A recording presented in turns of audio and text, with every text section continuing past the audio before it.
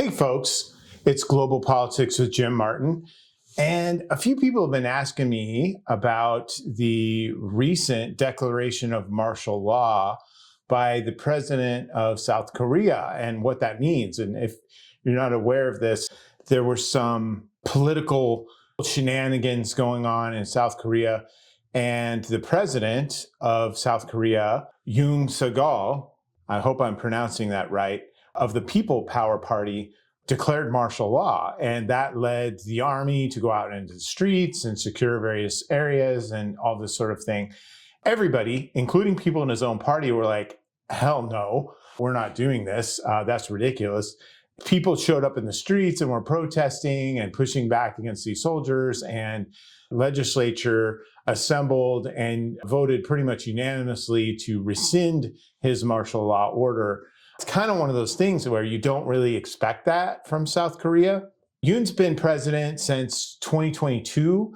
And again, he's from the People Power Party, which is a right-leaning party that really has a view of a more combative relationship with North Korea than predecessors. That's never great. He's been a little bit more combative in that regard.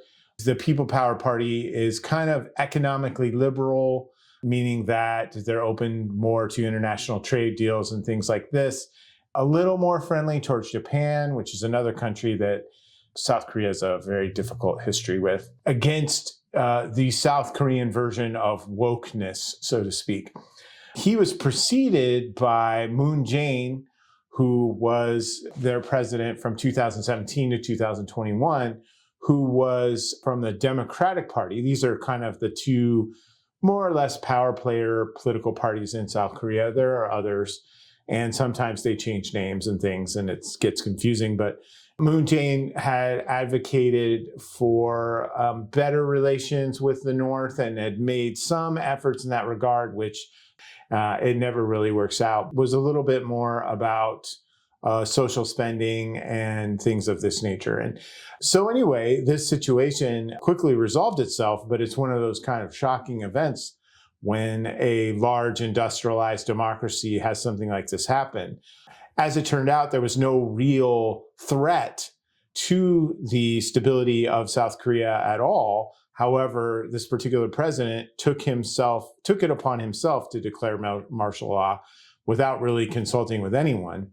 This kind of brings to fore an issue that we don't think about much, is that the democratic history of South Korea is relatively recent. South Korea transitioned to democracy in 1989 and spent a period of years kind of figuring out what they were going to do as a democracy at that point. So really, we're talking about, 44 years as a democracy? That's not that long. I mean, generations of people still remember what it was like to live under a dictatorship. People who were in that regime, who had reputations of power and charisma and things of that nature, are still floating around in these political parties and sometimes kind of rise up. And family members, sons, daughters of these folks are present in these parties. I mean, some years ago, there was a woman president named Park something. I can't remember exactly what. She was the daughter of one of the senior leaders of the military dictatorship during the 60s and 70s. And so striking, kind of juxtaposition there. She had a lot of support from people who were family members who worked in the Korean Central Intelligence Agency. It's a difficult environment sometimes, and we forget how recent democracy is in a country like South Korea and how it can be somewhat fragile at particular times. And this is one of those times. It looks like everybody universally rejected this attempt to declare martial law by President Yoon. That's just kind of the basics of what happened, and as much as we know right now. So I hope this was informative to you. If you enjoyed it, please subscribe, give me a like, give me comments. I'd love to hear more perspective on this. I know South Korea relatively well, but not in an expert level sort of way. So if you've got something to share, please do so. And I look forward to seeing you on the next one. Thank you.